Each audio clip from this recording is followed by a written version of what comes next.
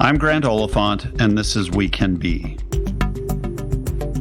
I need the Black brothers to stand up. I need the women in this room to stand up. If you are a proud member of LGBTQ, if you are a person who practices a religion that is not Christianity, if you are a person in this room that lives in this country but was not born in this country, please stand up. You are the people who live in fear in this country every day through a microaggression or through some form of American terrorism that is happening every day. You are who the Just City is for.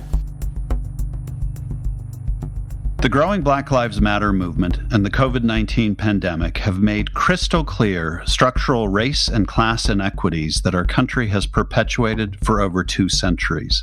But what if we could design cities, their structures, infrastructures, and public spaces in ways that lessen that inequity and foster a more just community? Today's guest is Toni Griffin, and she has been studying, teaching, and putting into action the concept of just cities for the past decade.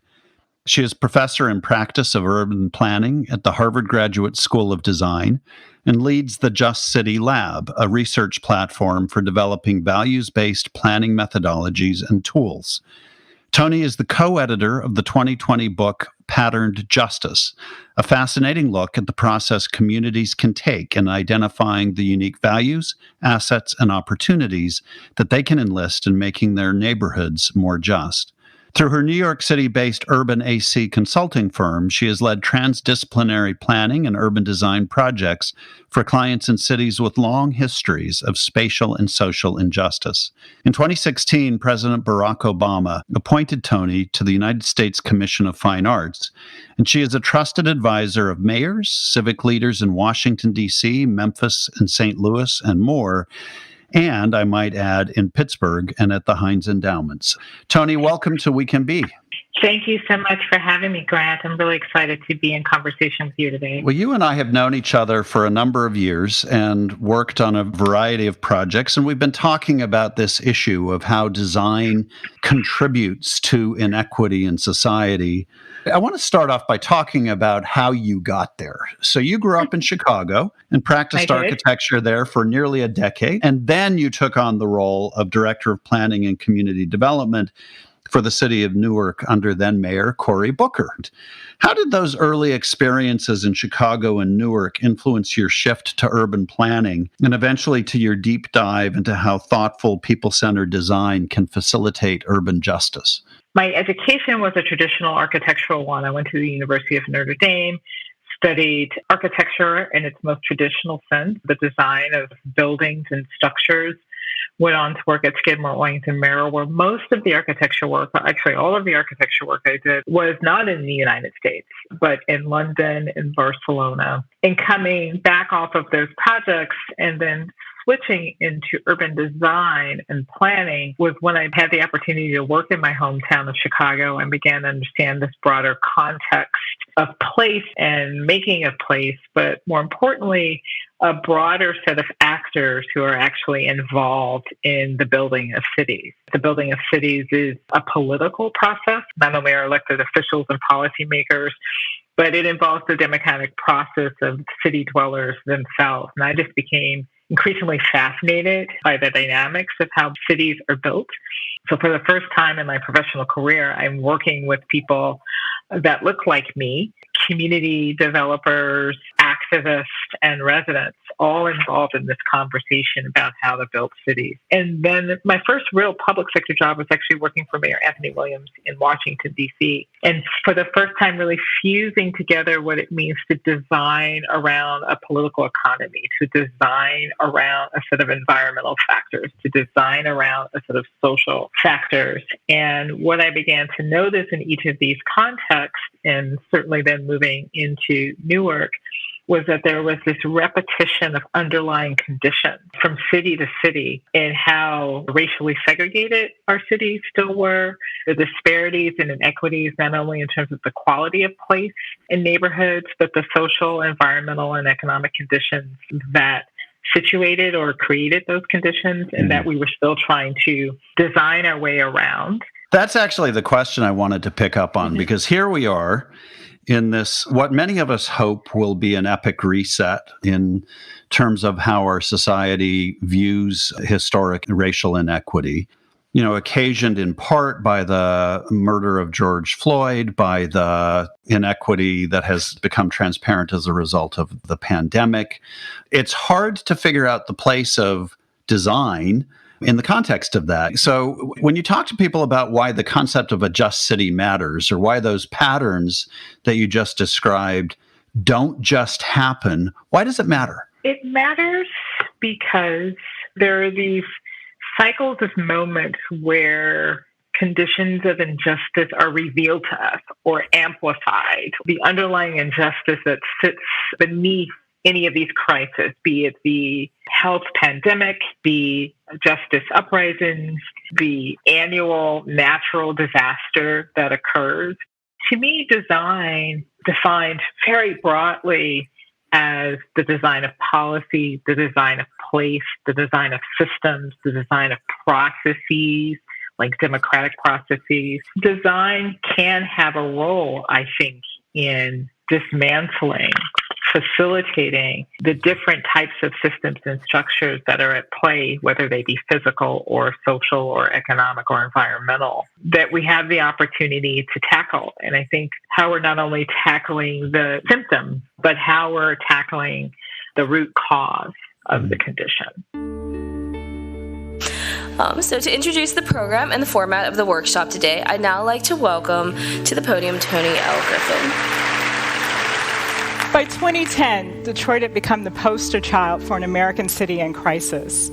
There was a housing collapse, an auto industry collapse, and the population had plummeted by 25% between 2000 and 2010. By 2010, I had also been asked by the Kresge Foundation and the City of Detroit to join them in leading a citywide planning process for the city to create a shared vision for its future. Obviously, it's completely absurd that a single person, let alone a planner, could save a city.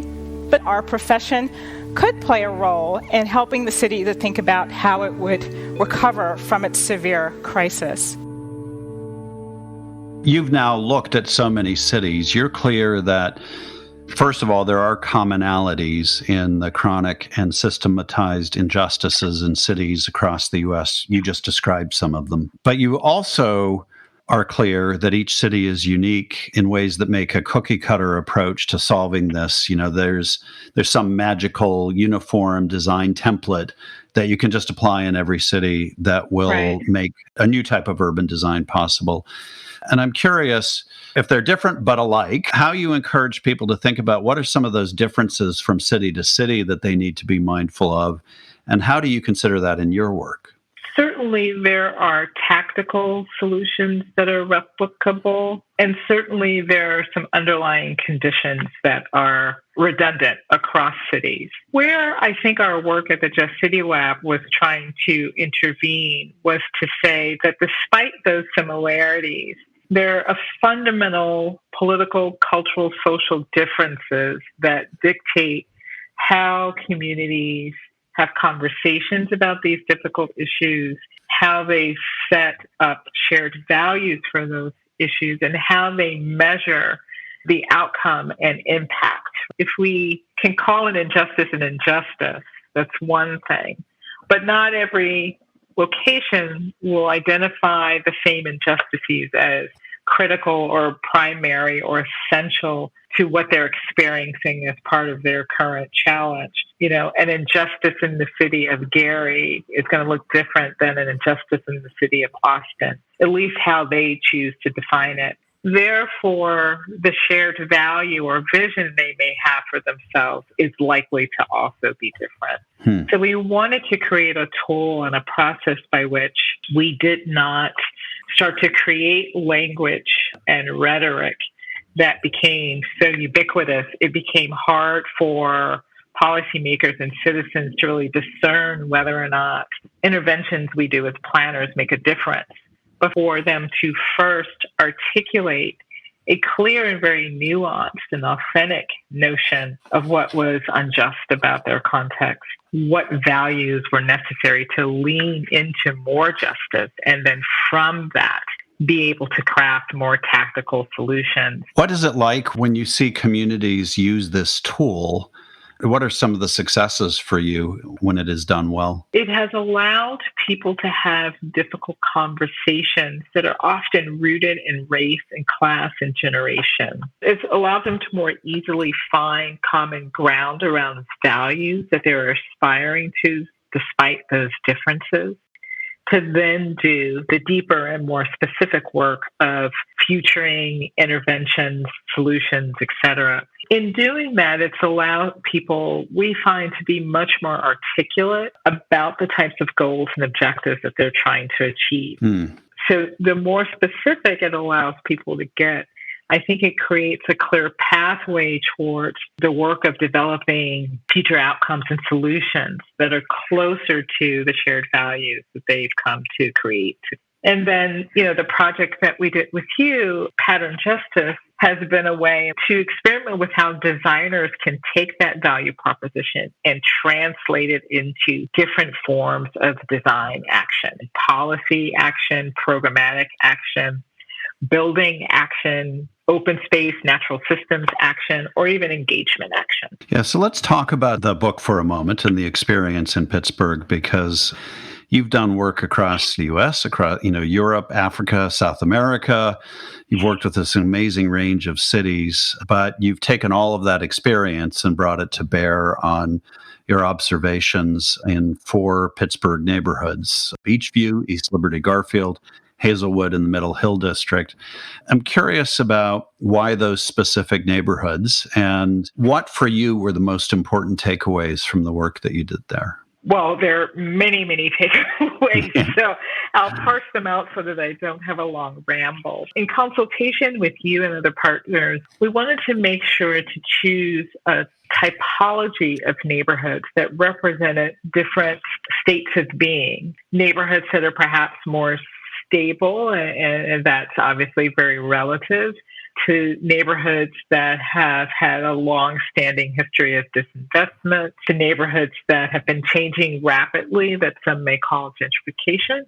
We sought out to determine if within each of those typologies there were unique or similar conditions of injustice. From that research, we found that some of those neighborhoods had some particularly unique conditions. Topography, I think, was one of the most obvious differences in the relationship of topography and accessibility. Demographics of each of the neighborhoods were differences in the way in which we compared that to different socioeconomic conditions. So there are some conditions that are very unique to place. There's some conditions that are very unique to the trend of the typology of change. And then we found that there were some conditions that were happening across the board. We paired different people in conversation with one another, representing different parts of the neighborhood, different disciplines, to hear from their perspective as they live and work in these communities, how they saw similarities and differences, to see if they aligned or not around how they observed patterns of injustice, but also how they defined what a just city could be, what values were important to them. Today, we're hosting conversations about urban justice and injustice in Pittsburgh. This is part of a project called Pattern Justice, Design Languages for a Just Pittsburgh. My name is Jordan Hicks. I am originally from Hazelwood, born and raised. Peace. My name is D.S. Kensel. I live, work, and play in Garfield. My name is Monica Ruiz. I am the executive director of Casa San Jose. Our offices are located in Beachview. I'm Father Paul Abernathy. I'm the chief executive officer of the Neighborhood Resilience Project, and I live in the Hill District now. Things are happening. Transformation on a physical sense is happening, but transformation of the people who live there isn't happening in a way that's equitable, that's accurate, that's fair. We can't look at the Hill District for being the Hill District as it is currently and blame the Hill District, because there were certain decisions that were made that prompted the Hill District to be what it is, that's prompted Hazelwood to be what it is. The market is moving fast. All this new development in the city of Pittsburgh, where are the people who are considered low income going to be in the next 10 to 15 years? And this region in particular has a history of unjust policy, unjust plans, oftentimes justice, or rather injustice and gentrification. Its goal is to erase culture. Yeah, it's about setting a new standard around these issues of basic humanity. things are going to get worse unless they get better. There's no like idle, right? If you're not moving forward, you're going backwards. We have to start to mend these relationships and be real, working within communities, seeing the needs of the community as they see them through their eyes, finding out how those things can be solved, and then implementing those things.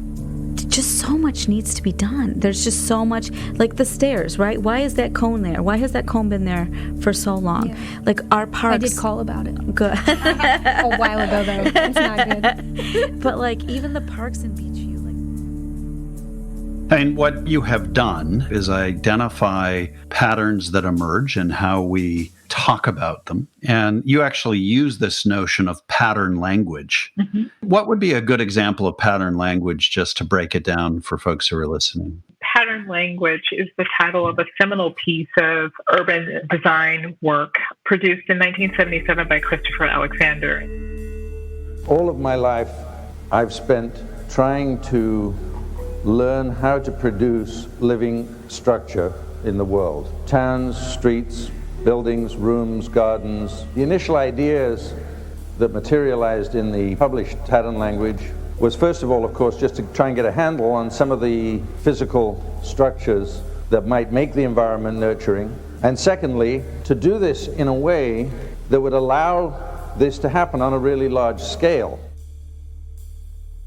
And their proposition was city making is the combination of a set of tactical solutions that, when combined, begin to create neighborhoods or districts or cities or a house or a room.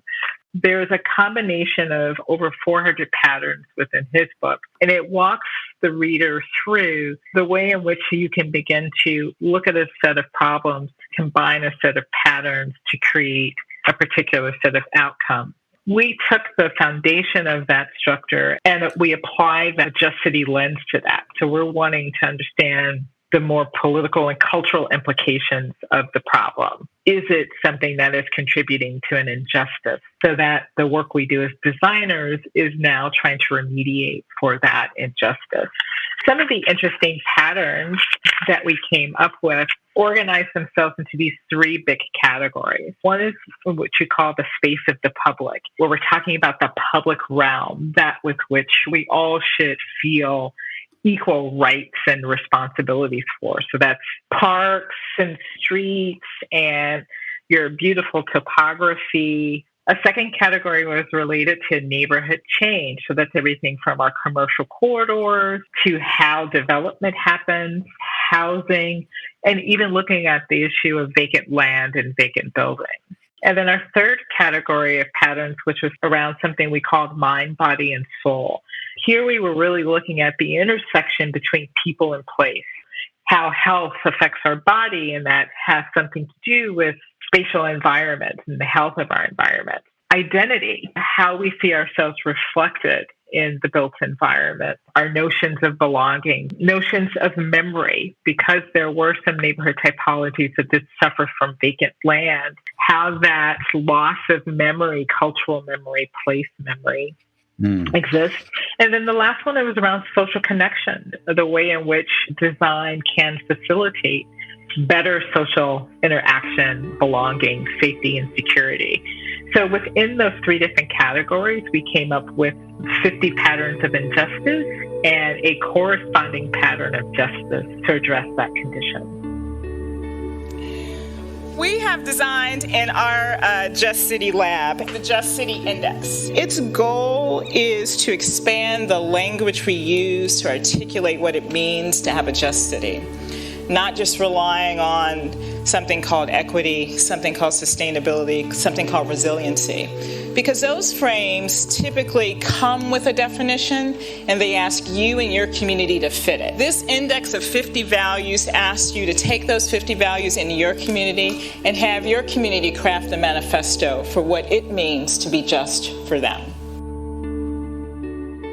I love the way in which you draw the connection between design and even something like mind and body, and spirit. Yeah. I think sometimes the sense that individuals have is that design at the city level kind of just happens. And, what you're pointing to is that there's intentionality that is behind this and change that can also be intentional behind how to improve these places. In Pittsburgh's case, in pattern justice, you look at a variety of the geography, and you just mentioned some of it. Steep inclines, unusable hillsides, neighborhoods classically bisected by major highways put down in the middle of what were once thriving African-American neighborhoods in particular. As you looked at those patterns in Pittsburgh, what were some of the solutions that understanding this patterned approach could be brought to bear to fix some of this historic inequity? One of the patterns of injustice that was really striking to some of our students, and this shows up in Beachview and Hazelwood, which was the crumbling stair. So because of the amazing topography you have, which is visually stunning, to traverse that and to move across that geography can sometimes be difficult. And we were very struck by the condition of the stairs, which in some neighborhoods is essential infrastructure for mobility. In Beachview, it was very interesting because it has a higher aging population than any of the other two neighborhoods that we have, and the public transportation system, because of the topography, is not as robust. So the reliance on the stair infrastructure was quite critical.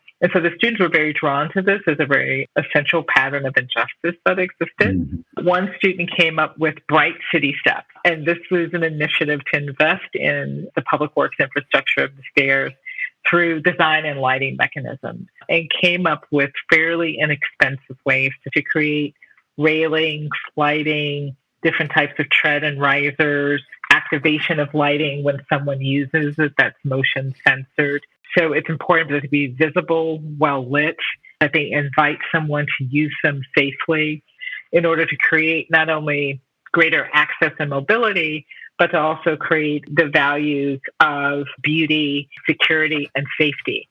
There was another pattern in Mind, Body, and Soul, and it related to this pattern that we call porch stigma.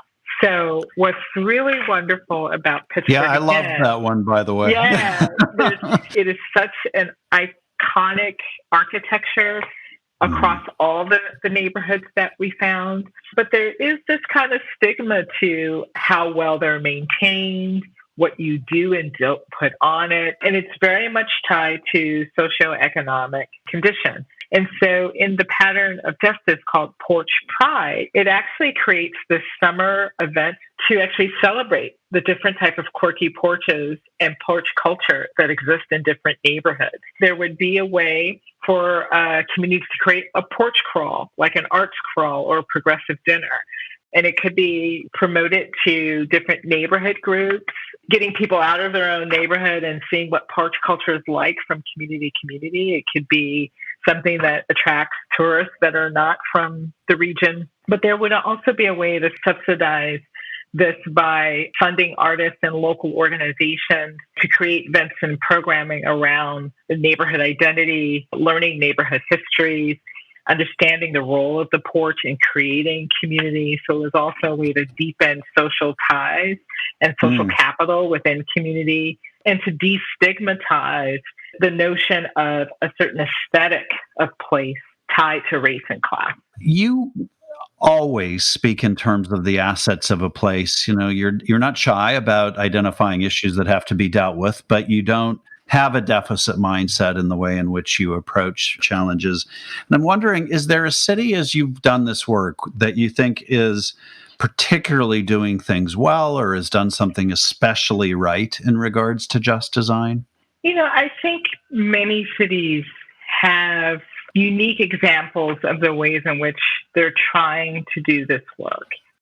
I think we were able to tap into the range of different patterns that we were for Pittsburgh, in part inspired by some of the stories we heard when we did our neighborhood tours of what people were telling us that they were already doing. And so I don't think it's because these opportunities and interventions don't exist. I think our challenge now is, how are they really scaled up? How are they replicated? And how are they being used to dismantle some of the systemic and structural challenges that many of these projects are trying to work around, right? Mm-hmm. So a lot of the work in justice design can be viewed as a workaround to a barrier that exists. Designers need partnerships and collaborations with folks like you in philanthropy, with our elected officials and policymakers, with developers and corporations and businesses, because the real work is in the dismantling of those extractive, exclusionary, discriminatory practices and policies. This, for me, sums up your way of approaching things well.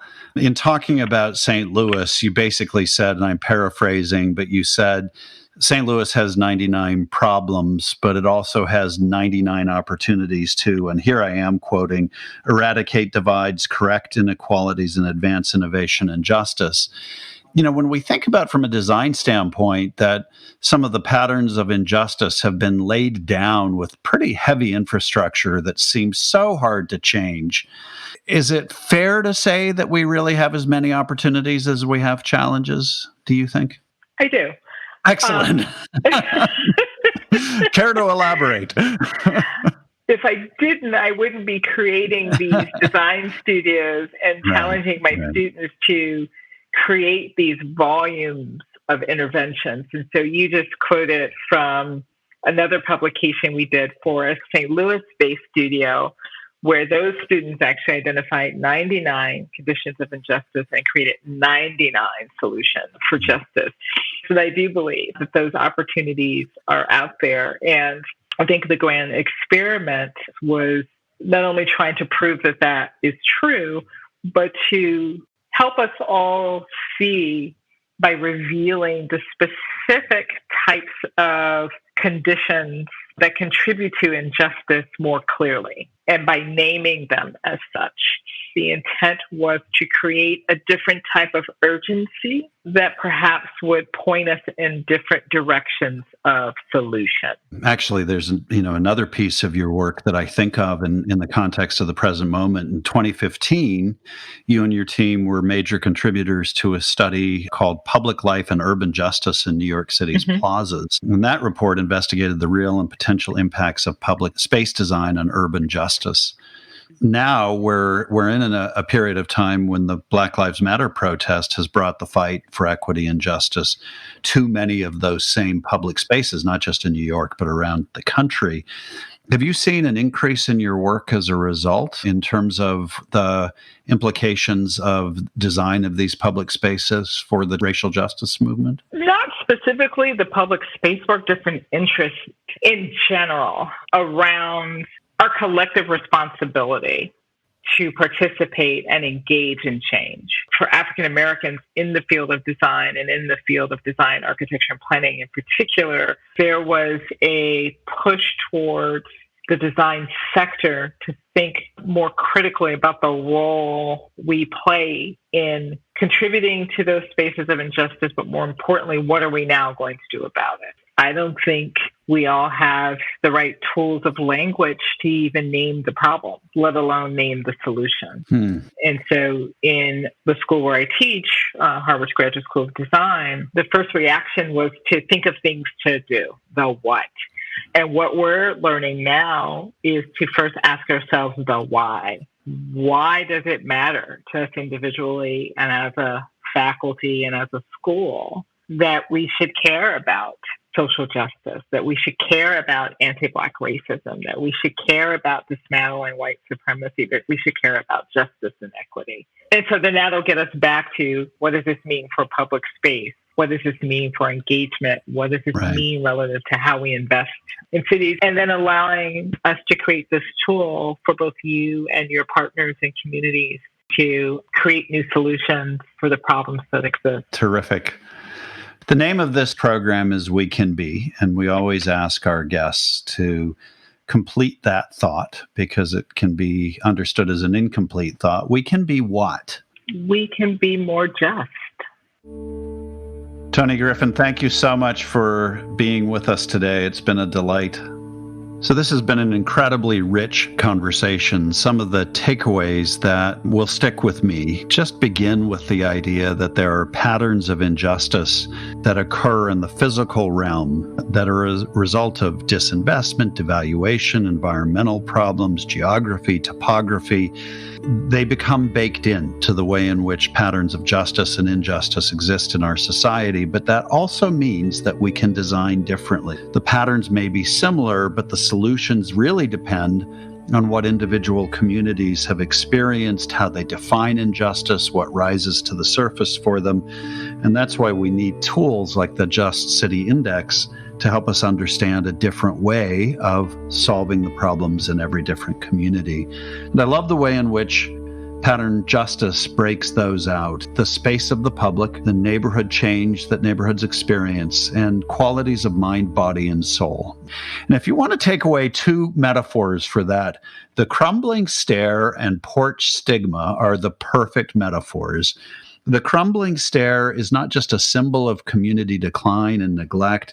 They're actually a symbol of community safety, security, beauty, and practicality if we convert them in a way that the community wants.